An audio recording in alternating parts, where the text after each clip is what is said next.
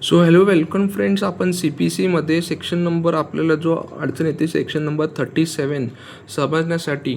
तर सेक्शन 37मध्ये काय लिहिलेलं आहे आपण एकदा 36 आणि 37 दोन्ही वाचून काढू. तर 37मध्ये काय लिहिलं आहे की हे स्टार्ट करण्याच्या एक आयडिया एक तुम्हाला देतो, एक इलॉस्ट्रेशन देतो. फॉर एक्झाम्पल हे कोर्ट आहे, सिव्हिल जज तुमचं ज्युनियर डिव्हिजन, ह्याचं ज्युरिडिक्शन आहे up to for example 5 lakh रुपीजपर्यंत आहे. नो डाऊट 5 लाख रुपीजपर्यंत आहे. तर ह्याच्यावरनं अपिलेट जाणार,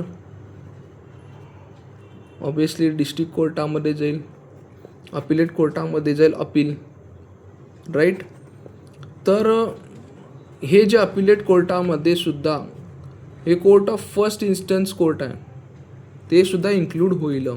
मीन्स एक जस्टिस छागलांनी एक स्टेटमेंट केलं होतं की appeal is a continuation of suit. काय म्हटलं होतं त्यांनी की appeal is a continuation of a suit. तर त्यांनी या सेक्शन नंबर 37वरनं त्यांनी म्हटलं की फर्स्ट इन्स्टन्स आहे, तर अपिलेट कोर्टमध्ये फर्स्ट इन्स्टन्स कोर्टसुद्धा येईल म्हणून त्यांनी असं सांगितलं होतं. म्हणजे फर्स्ट इन्स्टन्सच्या कोर्टमध्ये, म्हणजे अपिलेट कोर्टमध्ये फर्स्ट इन्स्टन्स कोर्टमध्ये सुद्धा येईल. आणि सेकंड आता एक्झाम्पल मला द्यायचं होतं. फॉर एक्झाम्पल आता असा डिस्ट्रिक्ट आहे, बाउंड्रीवरती आहे, एक कोर्ट आहे आणि दुसऱ्या डिस्ट्रिक्टमधलं बी एक कोर्ट आहे. नाव द थिंग इज काय, आता प्रॉब्लेम काय, आता काही परिस्थितीमुळं ह्यांच्यामध्ये टेरिटोरियल वाद होता आणि तो स्टेट गव्हर्नमेंटनी टेरिटरीमध्ये चेंजेस केले या डिस्ट्रिक्ट आणि या डिस्ट्रिक्टमध्ये. तर सुरुवातीला या कोर्टाने काय केलं होतं, डिक्री पास केली होती. सो कोर्टाने डिक्री पास केली. आता एक्झिक्युशनसाठी गेला, पण आता काय झालं आहे की हे कोर्ट आहे, त्याचा जो टेरिटोरियल ज्युरिडिक्शन आहे तो बी कोर्टाकडे गेलेला आहे आत्ता. Means after institution of the suit, means suit institute केला कोर्टामध्ये इन्स्टिट्यूट केल्यानंतरनं काही काळानंतरनं, म्हणजे आफ्टर इन्स्टिट्यूशन ऑफ सूट केल्यानंतरनं टेरिटोरियल ज्युरिडिक्शनमध्ये चेंज झालं, बी कोर्टाकडे गेलं. तर आता हे सेक्शन 37 काय म्हणतं आहे, जरीसुद्धा कोर्टाकडनं बी कोर्टाकडे जरी ज्युरिडिक्शन जरी गेलं असेल तरीसुद्धा बी कोर्टालासुद्धा आणि कोर्टालासुद्धा ती डिक्री पास करता येईल. ओन्ली सब्जेक्ट टू कंडिशन काय की तुमच्या ते एक्झिक्युशन ॲप्लिकेशनमध्ये तुमचं जे एक्झिक्युशन ॲप्लिकेशन असेल त्यामध्ये तसं तुम्हाला कंटेंट्स लिहावे लागतील की अशी परिस्थिती होती. Means you cannot suppress this factor की टेरिटोरियल चेंज झाल्यामुळं आम्ही बी कोर्टामध्ये एक्झिक्युटिंग फाईल करतो आहे, पण ह्याचा अर्थ असा होत नाही की कोर्ट एक्झिक्यूट करू शकत नाही.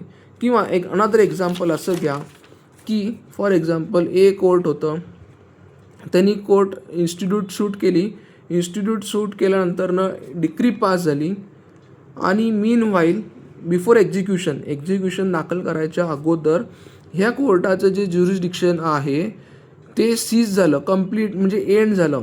मीन्स म्हणजे आता कोर्टच अस्तित्वात नाही आहे.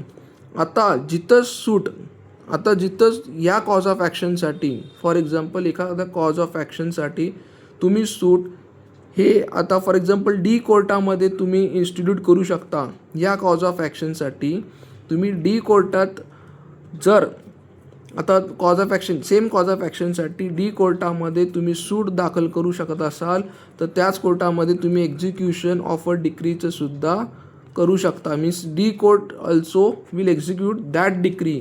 का? कारण की कोर्ट आता सीज झालेलं आहे, मीन्स एंड झालेला आहे.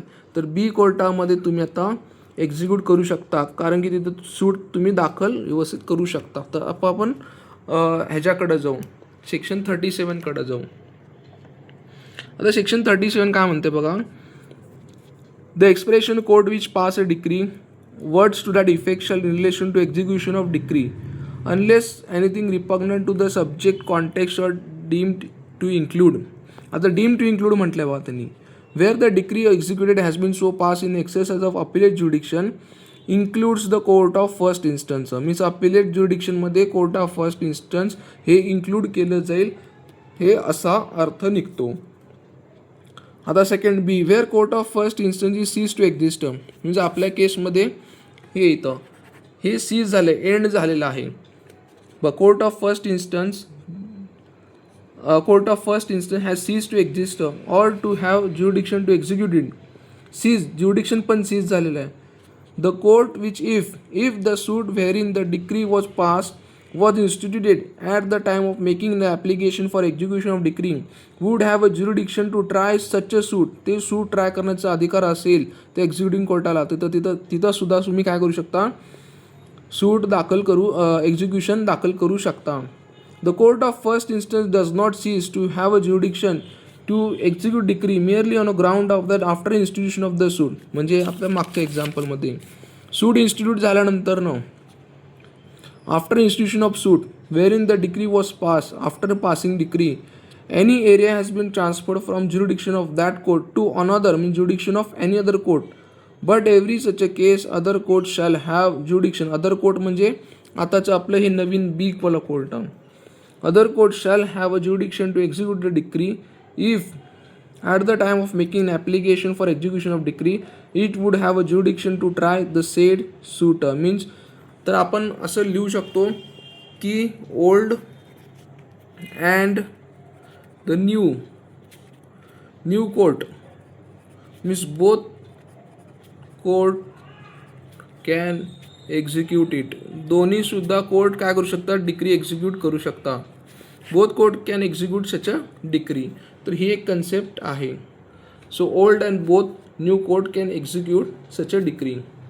I hope you understand the concept of the definition of court which pass a decree because very important आहे. हे प्रश्न केव्हा येतो किंवा फॉर एक्झाम्पल असं येऊ शकतं, आता सिव्हिल जज ज्युनियर डिव्हिजनकडं किती 5 लाख रुपीज आहे. After institution of suit interest वगैरे इन्क्रीज करून 5,10,000 झाला असेल तरी एक्झिक्युटिंग कोर्टासाठी तरी तुम्ही त्याच कोर्टामध्ये एक्झिक्यूट करू शकता. जस्ट बिकॉज त्याचा इंटरेस्ट जास्त गेला आहे किंवा ज्युरिडिक्शन क्रॉस झालेला आहे तर असा अर्थ होत नाही. मीन्स आफ्टर इन्स्टिट्यूशन ऑफ सूटमध्ये चेंज झाला असेल तरी ज्या कोर्टाने डिग्री पास केली ते कोर्ट काय करेल, एक्झिक्यूट करेल.